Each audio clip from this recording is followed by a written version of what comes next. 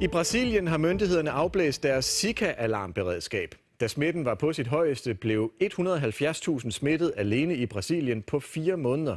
I år er tallet nede på 7.900. Man ved stadigvæk ikke, hvorfor børn bliver født med små hoveder eller svære hjerneskader, om det skyldes den frygtede virus. Men måske findes svaret hos det tvillingepar, vi skal møde nu. Mandag morgen på en lægeklinik i den brasilianske havneby Santos. Jacqueline har sine 4 børn med.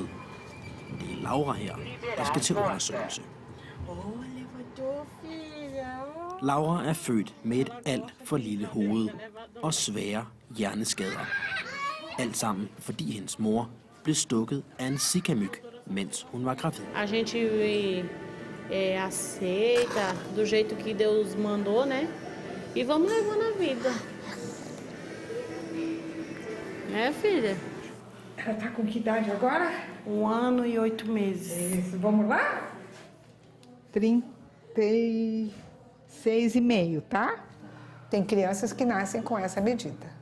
Para o crânio crescer, o cérebro tem que crescer e empurrar o osso. Isso não ocorre neles. Det er stadig en stor gåde for lægerne, præcis hvordan Zika-virus hos de brasilianske mødre har givet de her skader på tusindvis af børn. Men lige præcis Laura kan måske være med til at løse gåden. Det her er nemlig Lauras tvillingebror, Lucas. Født fuldstændig normal. Det har fået forskerne til at spærre øjnene op.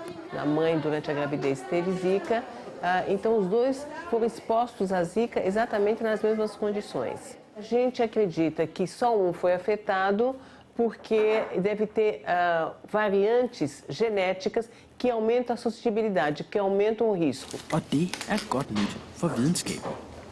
Nu har forskerne nemlig et sted, hvor de kan se præcis, hvilke genetiske træk, der kan modstå Zika. Myndighederne her i Brasilien de skønner, at der de sidste 2 år er født mellem 4.000 og 5.000 børn med de her svære hjerneskader. Og en af dem, det er altså Laura. Hun bor lige herhenne. É cuidado especial, né? Totalmente diferente. Tá chorando, mulher. Eu pedi força a Deus e falei assim, não vou ficar me preocupando se ela vai andar, se ela vai falar, se ela vai pegar, tipo, se eu fazer assim, essa chupeta. Porque se eu fizer assim pro Lucas, o Lucas vem automático, né? Det er svært ikke at tænke på, hvor forskelligt livet vil tegne sig for Lucas og Laura.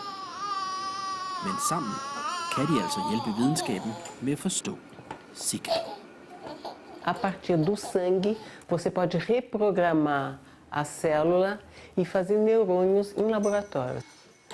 E essas células, então, agora estão sendo comparadas. Nós estamos comparando as duas para ver se a gente consegue realmente descobrir por que um foi afetado e o outro não.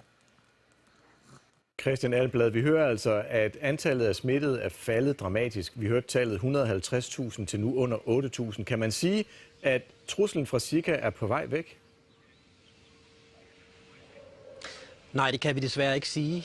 Jeg har snakket med en masse Zika-forskere i forbindelse med det her indslag, og de siger alle sammen, at det mest sandsynlige er, at vi bare er nede i en bølgedal. Og det er vi dels fordi, man kan sige, at der var rigtig meget kampagne omkring Zika, så begyndte folk jo faktisk at beskytte sig mod de her myg. Måske glemmer de det nu, når der er blevet stille om Zika. Og det andet er, at man ser tit med de her epidemier, at der altså sker en eller anden form for immunitet i de områder, der bliver ramt hårdest. Altså folk bliver immune over for de her virus, men det går over på et tidspunkt. Så de fleste hernede, de betragter det her som, at vi er nede i en bølgedal, der er stille om Zika lige nu, men det kan vende tilbage med stor kraft når som helst. Hvordan har alt det her sat sit præg på befolkningen? Jamen altså sidste år, specielt 2016, var folk jo simpelthen skræmt, og jeg har masser af vennepar og så videre, som ikke fik børn, altså simpelthen udskød at få børn, fordi at de var bange for at blive gravide. Det er meget svært, fordi Brasilien er så stort, at få nogle faste fødselstal hurtigt ud fra hele landet. Men for nylig, der lavede det store medier hernede, Globo, en undersøgelse af de 10 delstater i Brasilien, der er hårdest ramt. Og de viste altså, at der var faldende fødselstal sidste år, og formentlig fordi, at folk har været så skræmte for at få de her børn med de her små hoveder. Altså en frygt for Zika.